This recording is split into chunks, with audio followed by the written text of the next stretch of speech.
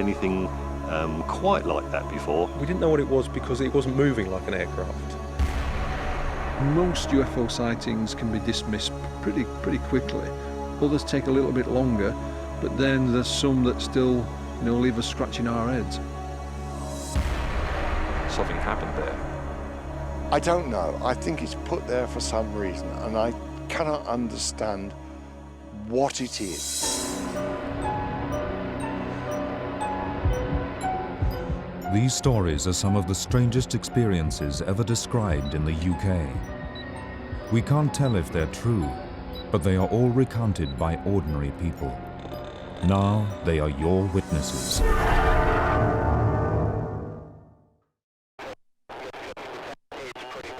August 2000, the skies above Brighton. A strange light is encountered by a police helicopter crew. Could it be a UFO?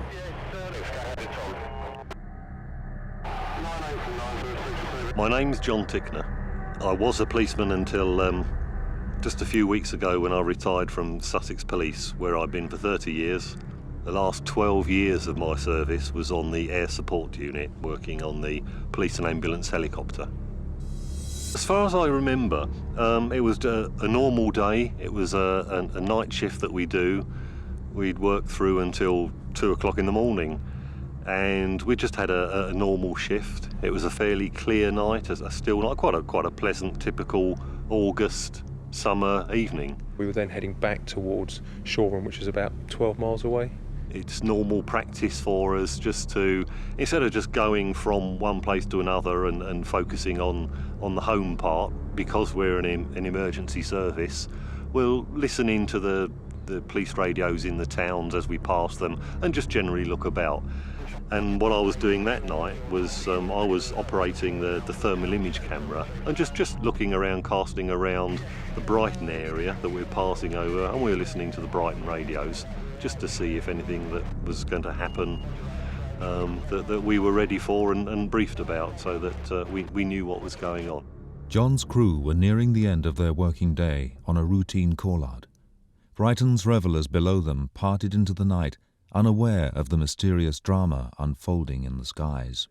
The first thing that happened was, in fact, Sean, the paramedic, he was sat in the right-hand rear seat, looking out the window, and he was the first one to see just a light.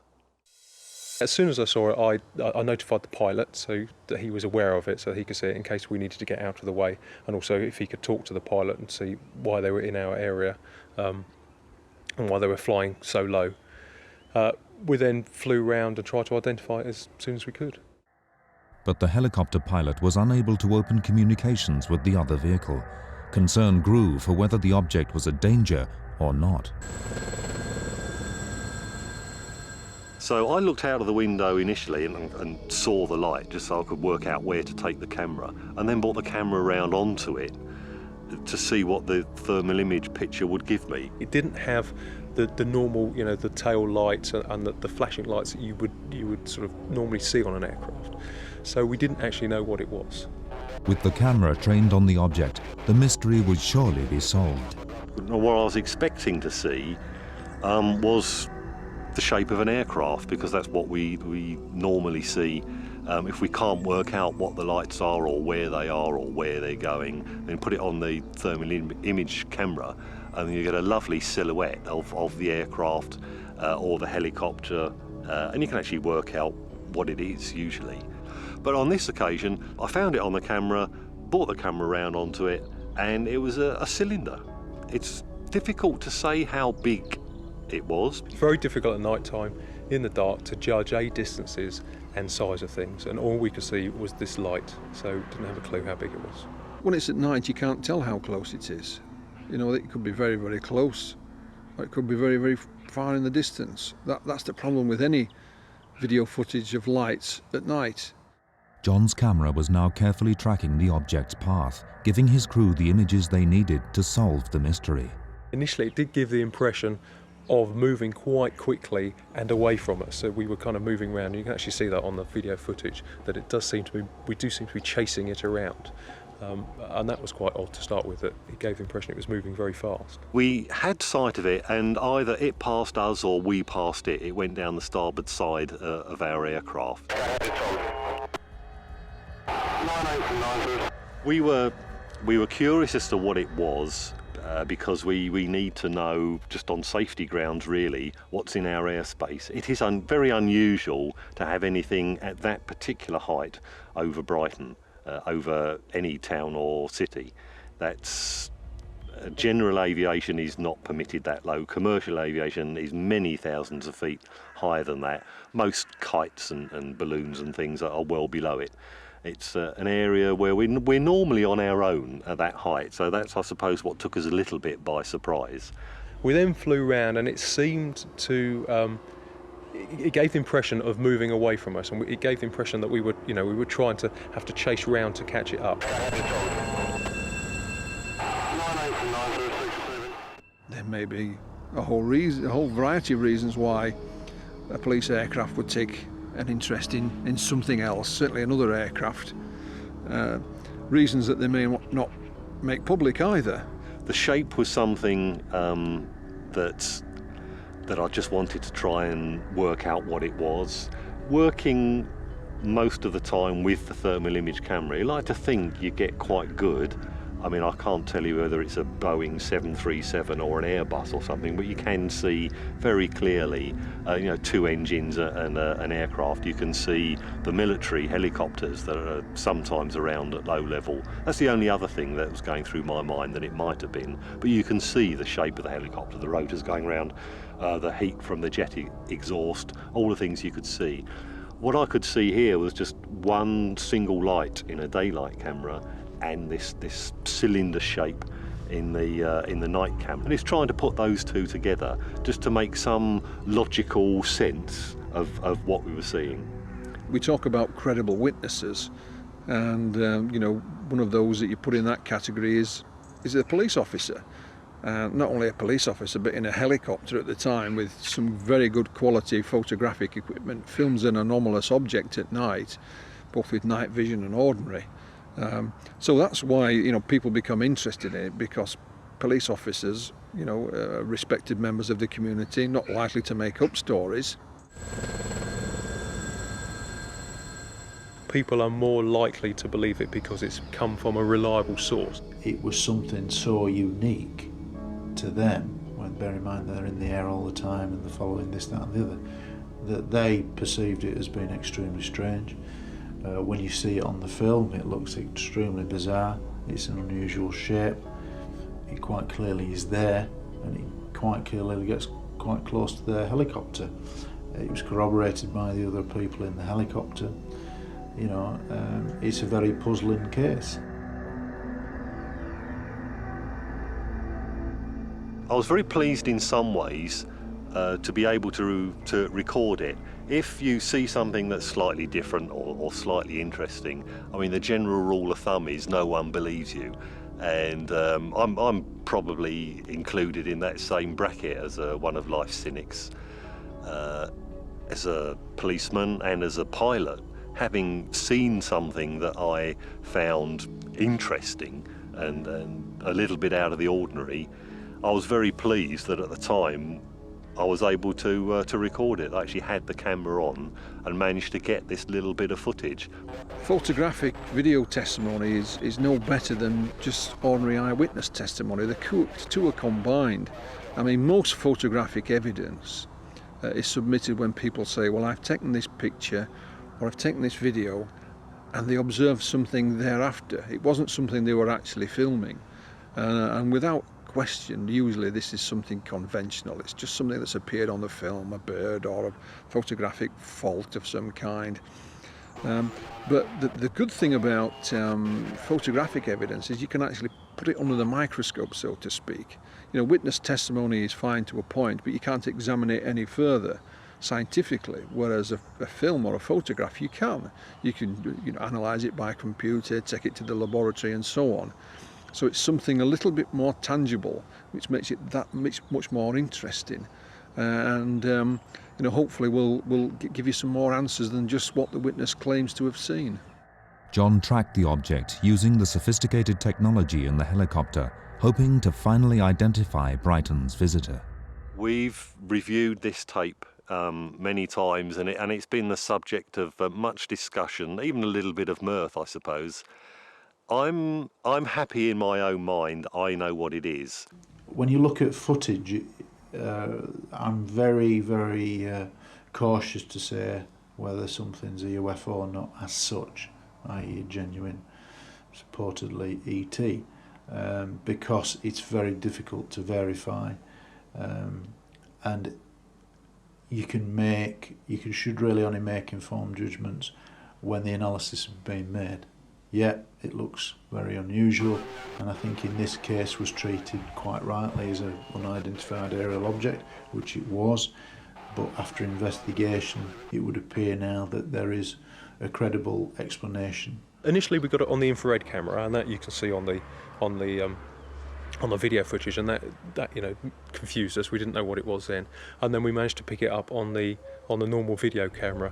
When you look at the film in colour rather than through the night vision, you can see it is a man-made balloon of some kind. What it does demonstrate is that people who are involved in UFO research do not accept things carte blanche. You just don't take it as read that, right, that's an alien. It's not like that at all.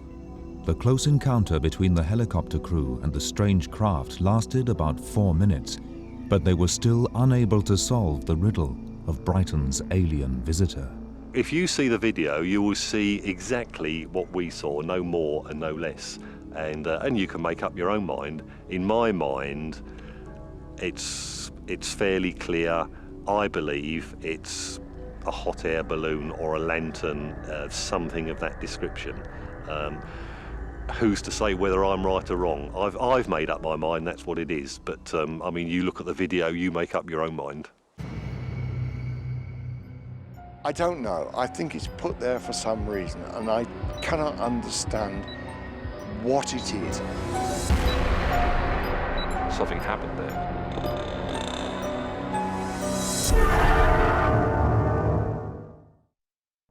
The White Horse of Westbury, Wiltshire, an internationally renowned landmark in a county that boasts some of the world's oldest mystical sites. In August 1980, 3 circles appeared overnight in a cornfield below the horse. It was the beginning of a crop circle phenomenon that provoked intense media attention and a whole generation of hoaxers. Crop circles came to the fore in the early to mid-1980s when some of the national media, national newspapers picked up on them. Headlines such as E.T. phoned home, I think, was one of them. So it'll give you some idea of the time frame we're dealing with. And they've been a subject of hot debate ever since. Freddie Silver is a respected researcher into crop circles. Through scientific investigation, he has developed plausible theories of some mind-boggling concepts. Wiltshire has a very interesting relationship with the crop circles, principally because of the location on the Earth. Wiltshire sits on one of the world's deepest aquifers. It's a chalk aquifer about 400 feet deep. And as such, the water that trickles through the chalk in itself creates an electromagnetic spin effect. I certainly believe that there are energies within the Earth that, again, conventional science tends to ignore or dismiss. If you were to look up crop circle in a dictionary, what you probably find would be something like a perfectly incised area in wheat, rye, barley, whatever. There are areas where the plants are bent an inch above the soil, perfectly laid in waves, as if flowing water.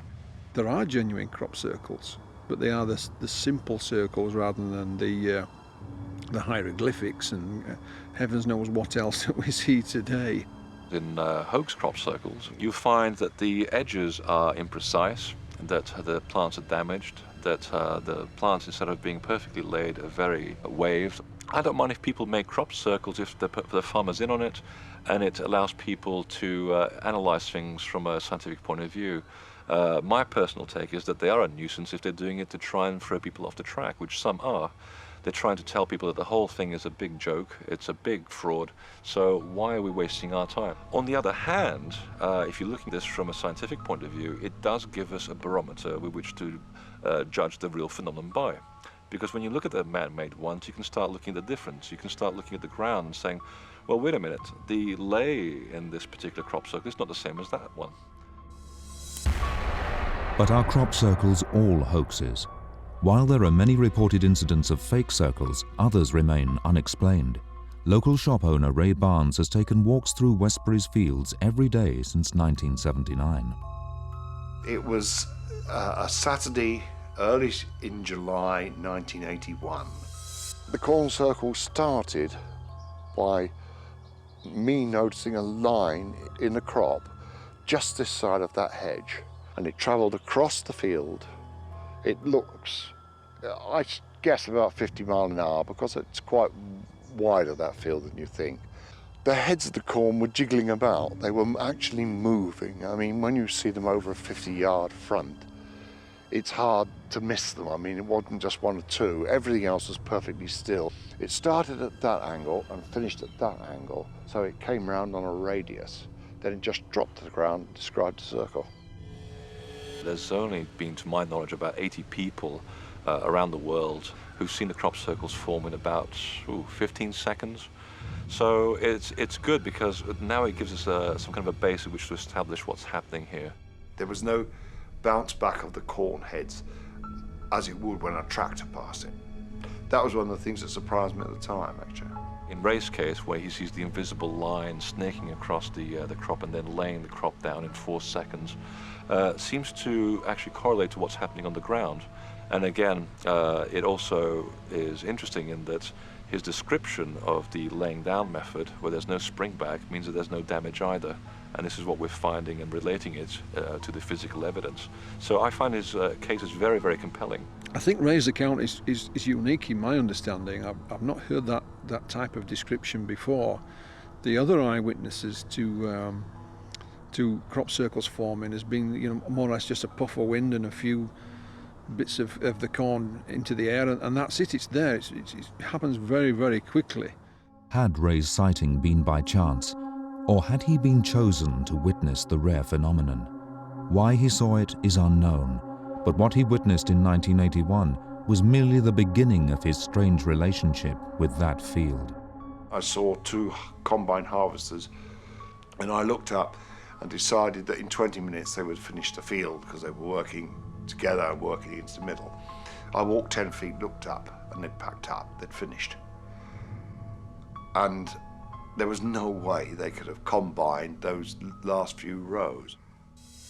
The roots in plants are supposed to be geotropic. In other words, they move downwards to face the actual point of gravity in the earth, which is right at the center. Now in crop circles, what we're beginning to find is that the roots are actually not growing downwards, they're actually going horizontally. So which means that something must have happened here which has altered the actual root structure in a very, very short space of time, which has allowed them to move. Now time, as physics knows, is something that's related to our gravitational field. If you alter the gravitational field of the Earth, then obviously time has to be affected in some way. A couple of scientists took clocks, digital clocks, into a crop circle. One was in the crop circle, one was far away back at home, timed to the same moment, and when they put the 2 clocks back together, found that 20 minutes had been missing. So clearly there's something going on here. At the start of the 1990s, that same field of corn once again disturbed Ray's peaceful walks. It appeared to have many more secrets to share. I came down here and looked across this field, and it was full of billowing brown smoke from a heath fire down in Dorset. And when it reached this point here, it was held by a wall, by what appeared to be a wall. And over the other side, it was perfectly clear, and you could see the sky and clouds and everything through it. But on this side, you couldn't even see the sky through the thick brown smoke. The smoke just seems to hit this invisible wall, so it actually delineates this invisible tube of energy. Again, this tube has actually been photographed, so we know it's there. We know that pilots go across these tubes of energy and their equipment fails, so we know it's there. Around this time, Ray Barnes was contacted by Colin Bloy. Colin studied the practices of divining and had read about Ray's original crop circle sighting because of his interest in the area.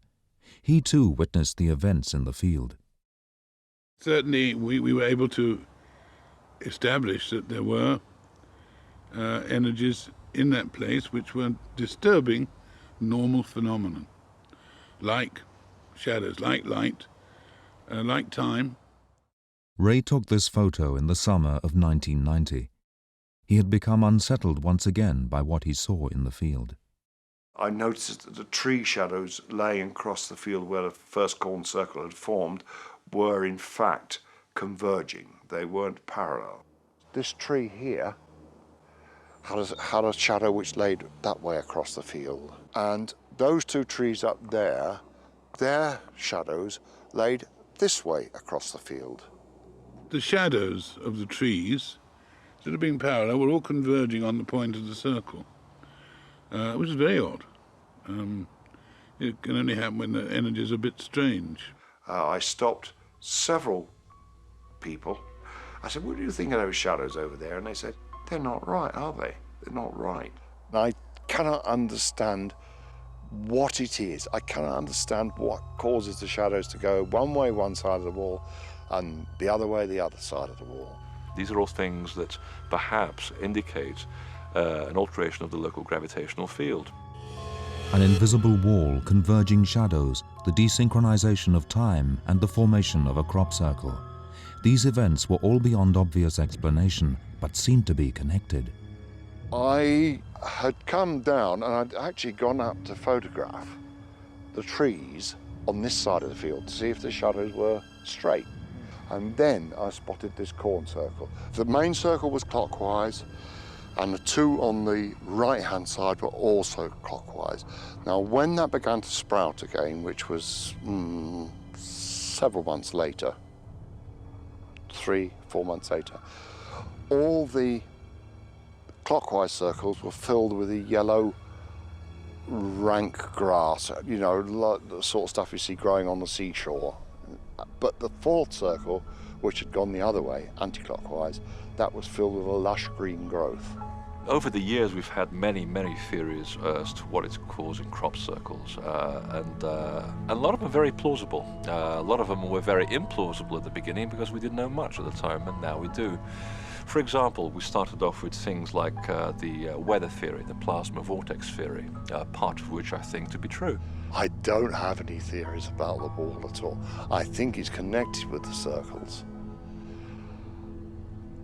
I just don't know what it is. I had to say and conclude that it's not weather, but it's a natural source, which is found all around the Earth, which has been harnessed in a certain way that we are not totally aware of yet, and it's been used in a certain, very specific way, very focused way, to create these interesting shapes.